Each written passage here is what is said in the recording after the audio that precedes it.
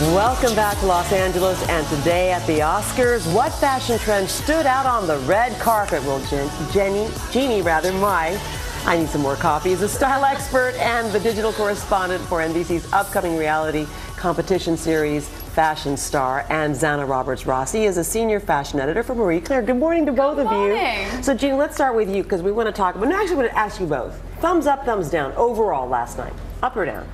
Oh. I'm a meh, too. Meh? Meh. Are you kidding me? Now, why is that?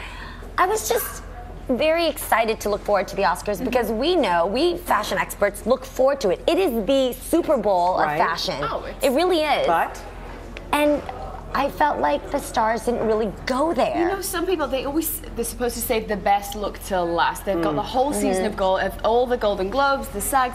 They're supposed to save the best dress till last. Some people did, some less so. Okay, well, let's take a look at the trends that you saw. Okay, first of all, we saw a lot of neutral colors, whites and blush and nudes. And Rooney Mara, for example, wore a beautiful, very, very light dress. You like that? I love that. Okay, so there you go. Givenchy was very chic, very fashion forward, extremely striking, very her. Absolutely, and this is one thing I want anybody out there who doesn't understand the dress to understand that this is fashion. Rooney herself is a very interesting person. The detailing of the dress at the bust line, you can tell it has a fishtail effect that gives an enticing, not very attractive, but definitely alluring look. And that's the great thing about Rooney is that she's not trying to be the pretty dress. She wants to be the most interesting, and she always nails that. There's a uniqueness to her. Completely. Ghostly beauty. Octavia Spencer, what did you think? She also chose a light frock. I think she did so well. I think she's a great lesson in how to dress curves. Absolutely. And you know what? She was very assuming because actually Tadashi Shoji has been her chosen designer for every award season. And this dress, she brought out the bang for the very end. And the stargaze shape to the dress really brought out her hourglass curves. Okay, Gwyneth Paltrow also choosing a very light dress. I was a fan. I think the cape was a risk, and I think it paid off. She looked stunning in it. The Tom Ford dress. I actually saw this dress last week in London at the Tom Ford presentation. You should have gotten it. And Tom was literally like, "This is my favorite for the red carpet." And hey presto, there she is. Jeannie? I love that she was able to change it a little bit by removing the cape so it was effortless for the presenting, and she knew how to keep all of the rest of the detailing very simple to let the dress stand out on its own, which is the key to an overall look. We don't really just judge the dress. We judge the overall look, accessories, hair, makeup, all makes the ensemble. Big word, judge. And you're judging Cameron Diaz's dress. Oh, how did you know? Why are you going to? I'm going there. I'm going to speak first, okay? Oh, here, this is going to be a only dissertation, because apparently. I'm going to get the bad news first for anybody out there who disagrees, which is fine. And we're judging, again, the overall look, because Cameron Diaz, I die for her body. Knockout bod. The dress itself was very simple, therefore, the rest of her should have been played up a bit more. I know for a fact she got dressed up with Gwyneth. I felt like hair and makeup didn't turn over to Cameron and helped her out a bit. Cameron does that, just disheveled, a little bit natural, and there was the sparkle. It was great with a surfboard, not for an Oscar gown.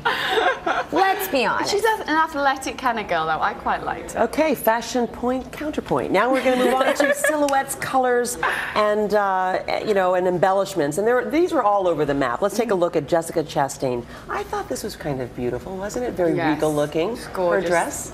The McQueen number, and the gold thread in that was gold bullion, 24 karat gold, inspired by nature. And I think this was one of those examples of a girl who maybe didn't quite hit it before on the red carpet, but just nailed it. Let's move on to Natalie Portman wearing polka dots.